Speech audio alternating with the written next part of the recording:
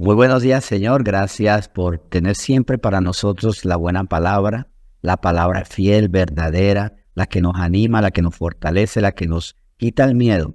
Pero eso sí, todo esto sí la creemos. Nosotros recibimos la palabra. La palabra es recibida porque Dios la envía a través de profetas, de visiones, de sueños, de entenderlo, de encontrarnos un día con la Biblia. Incluso como el caso, recuerdo, del pastor Luis Bernardo Castaño, que fundó iglesias para otras naciones de esta familia, del CENTI. Señor, y cómo él dice que él recibió a Cristo fue porque encontró un panfletito, leyó unos versículos y los comprendió. De una u otra manera tú envías palabras, pero él leyendo el panfletito, la pequeña literatura, dijo, no, es que sí, hay un Cristo, y lo recibió. Cuando ya le iban a anunciar el panfletito, ya le había recibido a Cristo. Pero esto es para decir que hay algo claro. La palabra es enviada por ti a través de panfletos, de canciones, incluso alguien adorando o escuchando una adoración. Y no dudo que muchas personas escuchando una adoración han recibido a Cristo. Otras a través de los siervos, de los profetas, de los pastores, de los evangelistas. Pero hay una decisión. Y aquí me recuerda, Señor, lo que aprendimos de el etíope. Él recibió la palabra por parte de Felipe en Hechos 8. Pero vino la pregunta, ¿crees en esto? ¿Crees en esto? Y es lo que es determinante para nosotros. Para que la palabra sea efectiva, tenemos que creerla, por supuesto. Y asimismo, si nosotros somos salvos es porque un día creímos la palabra y por creerla, ya nos arrepentimos de nuestra vieja manera de vivir, nos convertimos al Señor, porque esa es la fe que salva, la que nos convierte en nuevas criaturas, la que nos dice a nosotros y en donde entendemos, ya no puedes seguir así, ahora camina en pos de tu Salvador. Sé nueva criatura, porque tú nos has hecho nueva criatura. Ahora vivimos como nuevas criaturas. Ahora, Señor, también está la fe cotidiana, la que nos permite no solamente quedarnos en el estado primario, sino avanzar, crecer y más allá. Ir alcanzando el conocimiento de ti, Señor Jesucristo, y de tu gracia. Ir bendiciendo a los demás, porque cuando yo conozco y crezco en ti, Señor, bendigo a los demás porque tengo más palabras sabias, tengo más fidelidad a ti, hay más obediencia y también hay más poder en la oración, basando que si permanezco en ti, Señor, y tu palabra permanece en mí, lo que yo pida será hecho, porque hay una fidelidad, hay una absoluta fe en lo que tú dices y hay una nueva naturaleza que va a pedir santamente siempre, Señor. Señor, gracias por lo que hoy nos quieres enseñar y porque hoy debemos hacer este compromiso, recordando esta dinámica. Tú dices, yo debo creer. Si tú dices tu palabra y yo la creo, pasará algo muy importante y seguiremos creciendo en tu propósito. Bendecimos esta palabra, por tanto, en nombre de Jesús. Amén. Muy bien, gracias por estar aquí hoy conectados. Y esta palabra de hoy debe dejarnos con altísimas expectativas, porque si algo necesita el ser humano, de verdad, es tener propósito. Vamos a Romanos capítulo 8 mientras termino de explicar esto. Romanos capítulo 8. El ser humano, si no tiene propósito, si no tiene un para qué estoy en la vida, va a caer en varios problemas. Primero, entonces, ¿qué hago? Porque si no sé para qué estoy, no sé qué es lo que debo hacer. O a veces hago, pero como no tengo seguridad de qué es lo que yo debo hacer, puedo cambiarlo y puedo ir perdiendo el tiempo. El otro riesgo es haber dedicado la vida para lo que yo no era. Porque hay personas que sí tienen una pasión para vivir una equivocación. Y si uno vive equivocado, no puede dar resultados certeros. No da los resultados efectivos para lo que uno está aquí. O la otra es la crisis existencial. Mi vida tiene sentido. O sea, hay muchas cosas que pueden pasar cuando siendo diseñado para tener propósito, no lo conocemos. Nos inventamos nuestros propósitos, dudamos de nuestros propósitos, dudamos de nuestro valor. Y el Señor no quiere que haya duda de nosotros, sino seguridad, pero también precisión. En Romanos 8 vamos a leer desde el versículo 28 hasta el 29. Leamos Romanos 8, 28 al 29. Y aquí vamos a ver algo maravilloso. Dios nos pone a nosotros con el querer hacer cosas, pero también pone el buen querer, el perfecto querer en nosotros. Te pongo con ganas de hacer cosas y te voy a decir qué debes hacer para que te realices y para que seas útil, para que de verdad dejes huellas, no solo en este mundo, sino nombres en la eternidad. Nombre de otras personas en la eternidad. Dice Romanos 8, del 28 al 29. Y sabemos que a los que aman a Dios, todas las cosas les ayudan a bien. Esto es, a los que conforme a su propósito son llamados. Porque a los que antes conoció, también los predestinó para que fuesen hechos conforme a la imagen de su Hijo, para que Él sea el primogénito entre muchos hermanos. Aquí deja claro que el Señor tiene propósito para nosotros que hemos sido llamados, y todos somos llamados, mas no todos aceptamos el llamado. Y muchas veces es porque, es más, incluso el crear los falsos propósitos y aferrarnos a esos falsos propósitos nos puede alejar del verdadero propósito, como el que dice, soy máquina de matar y no por eso voy a dar vida. Yo vine aquí para vivir de los demás y no para dar vida a los otros. Yo vine aquí para solamente llenarme de cosas y no para ser bendición para el prójimo. Vine aquí para disfrutar apasionadamente esta vida pasajera y no para entender la vida eterna. Hay muchas ideas falsas que nos sacan del propósito, pero el Señor hoy nos dice que Él tiene propósito para nosotros. Y sabemos que todo lo que nos ha ocurrido nos va a ayudar a vivir cuando entendemos con amor lo que hemos recibido, porque hay muchas cosas que nosotros nos han pasado y todavía no comprendemos por qué, para qué. Tal vez uno de los problemas es por qué nací en esta tierra, por ejemplo, ¿no?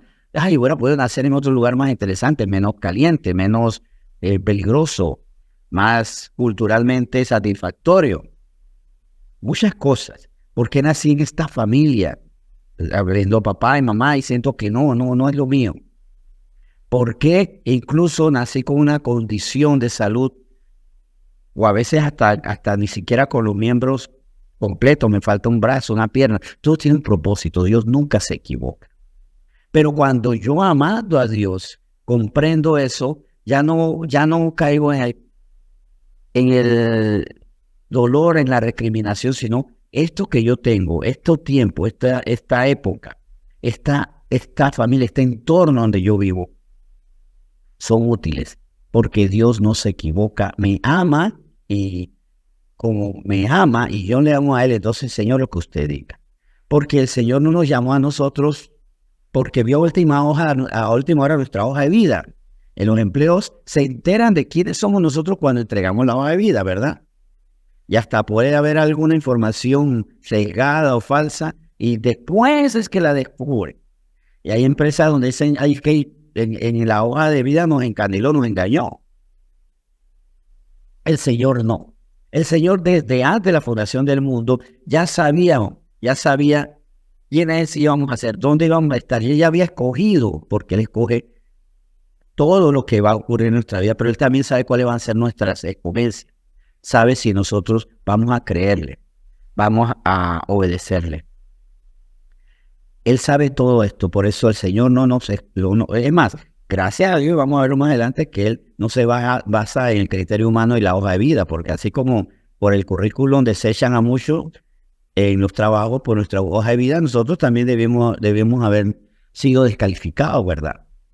Ahora, este término cuando dice conocer es proginos, y es precisamente ese conocer, pero deriva, entonces, ¿cuál es la gracia de esto? No decir, bueno, proginosco es conocer.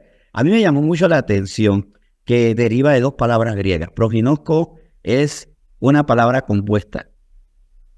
Es una palabra compuesta que viene del pro, que es antes de, y ginosco saber. O sea, antes de cualquier cosa ya el Señor sabía. Eso también habla de algo muy interesante. Nosotros para saber tiene que pasar algo y después examinarlo. ¿Qué es el conocimiento para nosotros? El examinar lo que ya está. Pero Dios es tan poderoso que Él examina, no tiene que examinar, Él sabe antes de ser algo. Por eso entiendo que Dios sabía todo de nosotros, lo que hicimos, lo que hacemos y lo que haremos. Él sabe lo que hicimos. Él sabe lo que estamos haciendo en este momento y lo que haremos. Y es interesante que Él conoce no solamente nuestras fortalezas, sino aquí también algo bien importante. Y que al no entender esto, a veces nos autodescalificamos. El Señor nos escoge para grandes cosas, pero nos autodescalificamos. Y aquí digo nos, haciendo referencia partiendo de mí mismo. Hubo un momento que me descalifiqué cuando el Señor me llama. Así que si Él no conoce solamente nuestras fortalezas, sino también nuestras debilidades, y curiosamente nos escogió previamente sabiendo dichas debilidades. ¿Pero para qué? Para mostrar su gloria en nosotros. No sé si le había comentado, pero cuando yo estaba trabajando, recuerdo, cuando estaba en el programa de televisión, había gente muy famosa, muy poderosa a mi alrededor. Y yo decía, o si no era muy poderosa a nivel de que movían el mundo con sus manos, así como si fueran titiriteros. No, pero sí tenían mucha influencia, mucho más influencia que yo. Eran personas que donde decían la gente de una vez, hagan silencio porque está hablando él o está hablando ella. Y yo me hice la pregunta, pero ¿por qué no ellos? Yo hablaba y posiblemente alguien miraba de reojo y seguía haciendo lo suyo. Porque mi vida tampoco era tan ejemplar como para que la gente diga, detengan máquina, mira quién está hablando. Sí, precisamente mira quién está hablando y por eso no le vamos a hacer caso. Posiblemente nosotros estamos descalificando. No somos los más brillantes de nuestra familia. De repente hay gente mucho más brillante. No somos los mejores de nuestro barrio. Si hacemos un concurso de los mejores, no lo ganaríamos para nada, ni con trampa, o a veces ni en nuestros trabajos. Somos los más destacados, los más brillantes. Pues el Señor, sabiendo eso, nos escogió. Y dice 1 Corintios 1 eso, porque es que esto suena bonito, pero es bonito, pero sería bueno que fuera verdad. Recordemos que yo puedo mentir, pero el Señor no. Y el Señor, cuando le mostró el Espíritu Santo guiando a los apóstoles, a los profetas, a sus siervos, cuando le mostraba, no erraba. 1 Corintios capítulo 1, versículo 27. O no, vamos desde el 26, mejor, desde el 26. Porque en el 26 puede ser un poco lo que es nuestro argumento y en el 27 está la respuesta de Dios. En el 26 nosotros decimos, no, yo no puedo, hay mucha gente mejor que yo. Y el 27 Dios nos responde. Pues dice 1 Corintios 1, 26, pues mirad, hermanos, vuestra vocación, que no sois muchos más sabios según la carne, ni muchos poderosos, ni muchos nobles. O sea, o sea, no soy nada de esas cosas. Sino que lo necio del mundo escogió Dios para avergonzar a los sabios, y lo débil del mundo escogió Dios para avergonzar a los fuertes. Vamos a seguir. Y lo vil del mundo y lo menospreciado escogió Dios, y lo que no es, para deshacer lo que es, a fin de que nadie se jacte en su presencia. Bueno, en ese sentido, primero queda claro, el Señor no tomó en cuenta lo que mira el hombre. Él vio algo en el corazón de nosotros. Creo que fue el hecho de que íbamos a aceptar, porque recuerden que es como hacer un paralelo con el caso de David. David no tenía el corazón perfecto y de hecho, es más, ayer que estábamos haciendo el devocional conjunto con la Chorrera de Colón, vimos como en 2 Samuel 10, como que vimos una vida ejemplar y cosas ejemplares de la nobleza de David. Y nosotros, wow, mira qué bueno fue con el rey David cuando murió y con su familia. Pero sin embargo, vamos al siguiente capítulo y se nos cae la imagen con David ante Betsabé y lo que hizo con Urías y toda la serie de pecados que fue hilando, se fue enredando en tantos pecados que al final quedó metido en la madeja y no podía moverse y tuvo consecuencias. Pero vemos que cuando él fue escogido como rey fue porque a Samuel Dios le mostró, este sí, los otros no. Es que los demás son más fuertes, más altos, más con mejor perfil. Sí, pero hay algo en este débil, en este impuro, en este que es necio en algunas cosas, en las que yo me voy a glorificar. Y el Señor mostró su gloria en David, como la quiere mostrar en nosotros. Lo que tenemos es que creerle más a la escogencia de Dios y no a nuestra hoja de vida. No creamos tanto en nuestro pasado, en la carne, creamos en el presente de Dios escogiéndonos ahora y en el futuro con Dios. ¿Qué peso le estamos dando al pasado? Es que somos menospreciados, que somos débiles, que somos necios. Pues ¿saben qué? Sí, yo lo soy. O más bien, ya no lo soy porque ya tengo la naturaleza de Cristo y lo que estoy luchando por quitarme esos resabios, ese olor a necedad. Estamos en eso, por supuesto. Pero el Señor, por su Espíritu, nos hace nuevas personas, nuevas criaturas. Y no podemos decir viles porque vil no es el Espíritu que está en nosotros. Por supuesto que no lo vamos a menospreciar. Tenemos que enaltecer lo sabio puro que hay en nosotros. Y es el Espíritu Santo que reside en nuestro cuerpo para ministrar en nuestra alma, para que a través de su Espíritu nos haga criaturas nuevas en el cuerpo y alma desde su Espíritu. Bien. ¿Por qué? Porque a través del versículo 30 de 1 Corintios 1, estábamos leyendo 1 Corintios 1, ¿qué hace en nosotros? Dice, más por Él estáis vosotros en Cristo Jesús. Repito, más por Él estáis vosotros en Cristo Jesús, el cual nos ha sido hecho por Dios sabiduría, justificación, santificación y redención. Para que como está escrito, el que se gloríese en el Señor. Miren todo lo que el Señor hace en nosotros, por Dios, sabiduría, justificación. Sabiduría en lo alto, justificados delante de Él, pero viviendo ahora conforme a su justicia. Santificación, un proceso donde cada día nos vamos deshaciendo de todo lo que éramos, y redención, o sea, siendo liberados del pecado, somos redimidos, somos liberados del pecado para ahora vivir bajo el señorío de Él. Y en ese sentido, ¿para qué? Porque el para qué, miren, esto es bien curioso. Somos llamados. El Señor tiene un montón de propósitos. Pero si nos descuidamos de este propósito, o todos los propósitos que tiene con nosotros, sobre el propósito mayor, puede ser que incluso seamos cristianos que estamos llevando una vida bien, correcta, estamos haciendo obras, estamos proveyendo bienestar, pero olvidando sobre todo cuál es el propósito mayor. Y podemos ser cristianos que hacemos obras muy lindas, de verdad, de alimentar a los que no tienen comida, ayudar a las personas que están tristes. Podemos también proveer entretenimiento muy sano a nuestros jóvenes, a nuestros niños. Podemos recrearnos muy, muy sanamente, sin nada impuro. Pero podemos estar descuidando el propósito mayor, el propósito eterno. Dice Pedro en su segunda carta, segunda epístola de Pedro, capítulo 3. Unas palabras muy importantes para que sobre todo lo que el Señor se ha propuesto con nosotros, el Señor se ha propuesto hacer algo con nosotros. Nosotros no olvidemos cuál es el propósito mayor. Nosotros estamos, por supuesto, para restaurar matrimonios, para reconciliar padres con hijos. Estamos aquí para proveer alimento a los que tienen hambre. Estamos aquí para dar agua al que tiene sed. Estamos para muy buenas obras y debemos hacerlas, pero siempre apuntando al propósito mayor, al gran plan, a la gran misión, a la mejor obra. Dice 2 de Pedro capítulo 3 del 8 al 9. Mas, oh amados, no ignoréis esto, pero que para con el Señor un día es como 1000 años y 1000 años es como un día. El Señor no retarda su promesa, según algunos la tienen por tardanza, sino es que es paciente para con nosotros, no queriendo que ninguno perezca, sino que todos procedan al arrepentimiento. El gran plan del Señor, y para lo que ha sido muy paciente, no teniendo por qué esperar, porque normalmente el que espera, y esto es bien curioso, el que espera es porque está sujeto a alguien.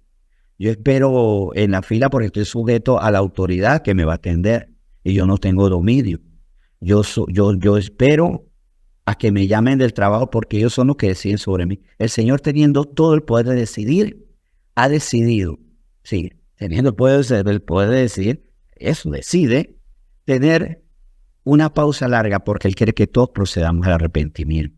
Que todos, sí, gracias a Dios por esa paciencia que tuvo por nosotros y por eso podemos decir somos salvos porque nos dejó pasar muchas cosas para que disfrutando el hecho que Él nos perdona, que nos perdonó, disfrutemos de antemano también la eternidad que tendremos con Él, pero también para que cumplamos el propósito, llevemos a otros la salvación.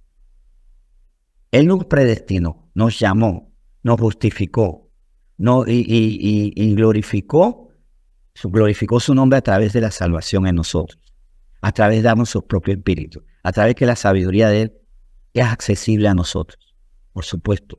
Mostró su gloria en muchos sentidos y quiere mostrar su gloria en muchos otros sentidos, utilizando a nosotros para echar fuera demonios, para sanar a los enfermos, para dar libertad a los cautivos, para seguir glorificándose, pero con un propósito mayor.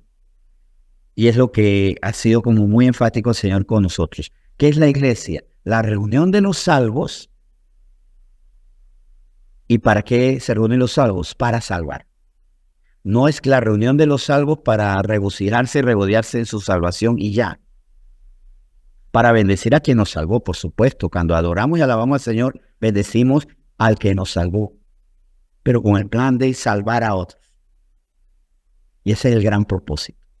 Cumplió su propósito en nosotros en el momento que nos salva. Ahora, a través de nosotros quiere cumplir el gran y maravilloso propósito de salvar a otros. Estamos aquí, insertos en la eternidad para insertar a otros en esa eternidad. Gracias a Dios por la salvación, por supuesto.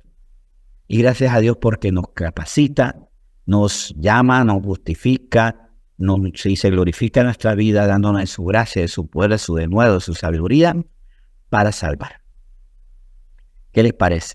¿Qué mayor propósito que es? Que salvar a otros y colocarlos en la eternidad. Nosotros como salvos, agradecidos, felices y que comprendemos el tesoro que hemos recibido. Vamos a orar. Señor, muchas gracias porque tú de verdad tienes un propósito muy grande en vasos muy pequeños. Tienes propósitos muy santos en vasos que tomaste repletos de impureza. Pero tú ahora nos limpias nuestra maldad, de nuestras codicias, de nuestras impurezas, de nuestras inseguridades, porque las inseguridades tal vez no impliquen maldad, pero te deshonran cuando por inseguridad no manifestamos la confianza en un Dios verdadero y perdonamos por nuestras inseguridades, por nuestros miedos.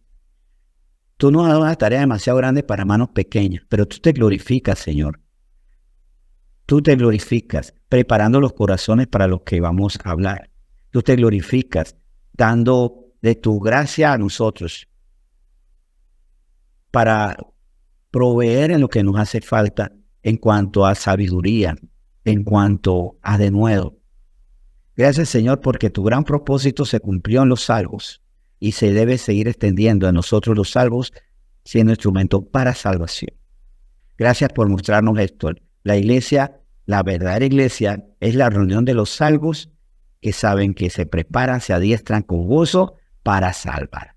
Y desde ahora también seguiremos orando y pidiendo por lo que queremos que sean salvos. Ayúdanos con todas esas personas que queremos que se salven, dándonos, Señor, de tu poder, de tu sabiduría, de tu amor, y que nosotros podamos mostrarlo. Señor, bendecimos esta palabra en nombre de Jesús. Amén.